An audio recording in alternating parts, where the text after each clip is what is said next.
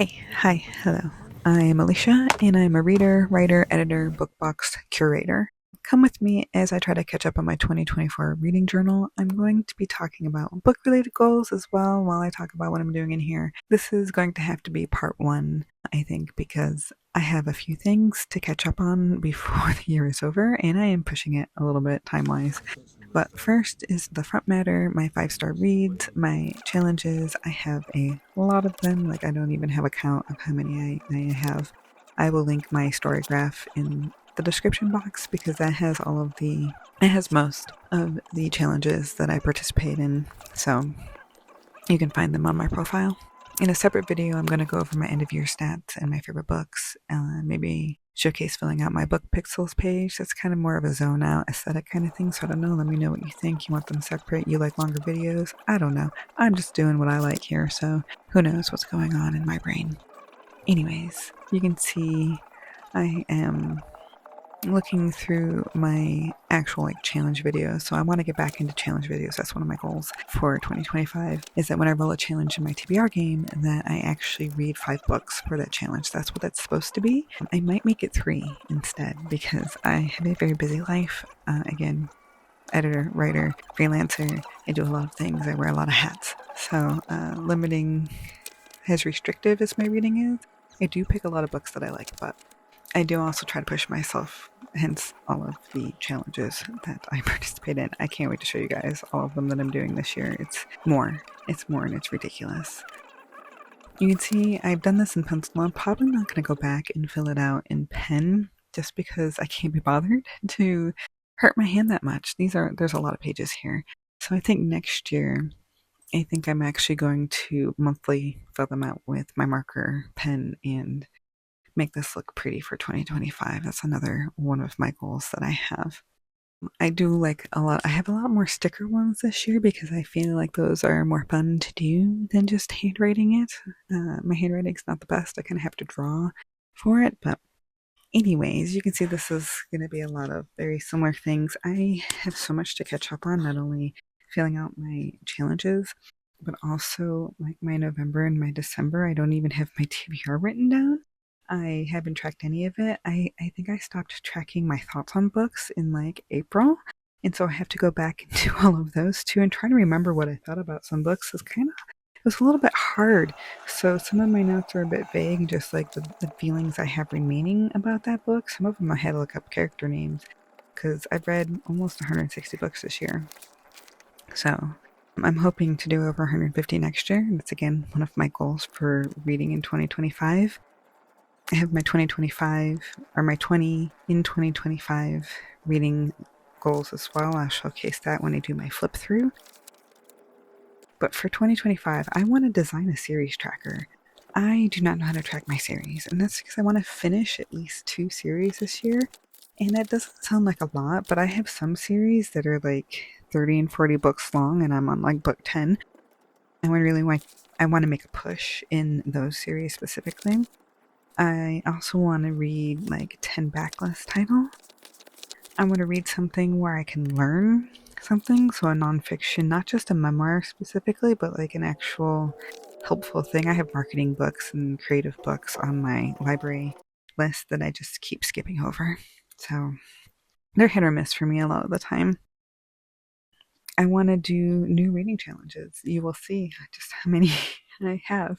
I'm trying to be more realistic by actually like reading through the prompts this time and going, okay, I can probably do that. This last year I had a couple where it did a lot of like very specific things. I'm like, I thought I was going to be able to do that. That'd be easier. Then it wasn't easy. That's just, I can't even like do a comparison. I thought it was going to be easier than it was, and it wasn't easy. So, yes. Something that's reading adjacent is I want to clean up my shelves. And so I want to challenge myself this year to do a shelf at a time, pick books that I've read and want to keep, let my husband keep the ones that he wants to keep. And then ones that I'm on the fence about, like get rid of the ones I obviously don't want, but the ones I'm on the fence about, I think about challenging myself to read. I know a lot of people doing like shelf it or scrap it, that kind of thing. Because I have more than 1,000 books, y'all. I have tubs in the shed of books that I haven't been able to unpack. My shelves are 2 layers deep. I need to get rid of some of my old college textbooks that I use. Like, I as a teacher, I have a lot of free books. I do not reference those. I can just get rid of them. They're like relics from a former life. They just need to go. So like that's part of the process. Yeah, but because my husband and I combined our libraries together when we got married, oh god, it's gonna be 15 years in a couple months. I do need his input on all of these things. So, and I continuously get new books from being in the book world and that kind of thing. So I just need to go through them. And I thought it'd be a fun challenge. Anyways, I'm babbling about it. I also want to document all of my unread owned books so that I can actually search for those on my library. I'm an audiobook girl.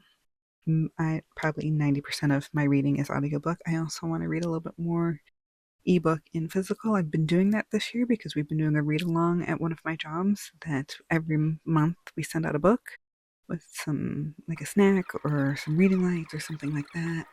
And I read the book in like 3 or 4 chunks and then post about it every week with my audience. So read-alongs are really fun. It's making me do physical books more often, and I appreciate that. I'm going to try to keep doing that. I want to discover what tropes I like.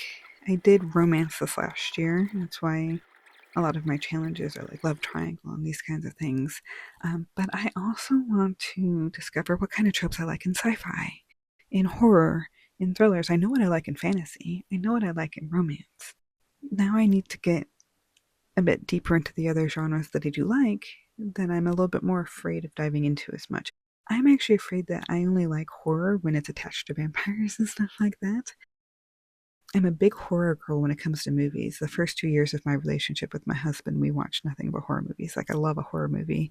I can eat a bloody steak with a horror movie, except for one. There's one that made me stop eating. That's a whole other story. We can talk about it another time. But I don't know if I like horror books. So there's a few that I've liked. There's a lot that I haven't. So I want to test that. I want to test that. So some trope challenges for next year. I'm going to update my TBR game. I want to make some new TBR games. There's this woman who does this game online. It's called Monstrosity. It's a TBR board game that she does. And it like combines all of the other games together, and it's really cool. And I want to do something like that she does. I think it's so fun. I don't want to give up my regular TBR game though. So I'm like, can I trade off between these two? I don't know. But she has a lot of fun. Her handle is Reading and Writing Life. Her name's Amanda. I absolutely love her videos. So I want to mimic her a little bit because my game is based on like all of these different jars and wheels and stuff to play. But I like the idea of having my game fit with the different games like she has, and I can do different rotations of it. So I think I'm going to adapt it next year. January is going to be the normal game, but I think February I'm going to try to do something like that. Anyways, other goals, book related stuff. I want to start a book club. I already do read alongs for my job, but I really just want to talk to people about the books I'm reading and have us have a conversation about them. I read a lot of books and I have a lot of opinions. And I've talked to my girlies about it. I have a lot of writer friends. But I don't know. I just want to share the love. Because I know I have a very strong tendency to read a strong female and to get upset when I don't read a strong female because I backtalk. And I like a girl who can backtalk too in a book.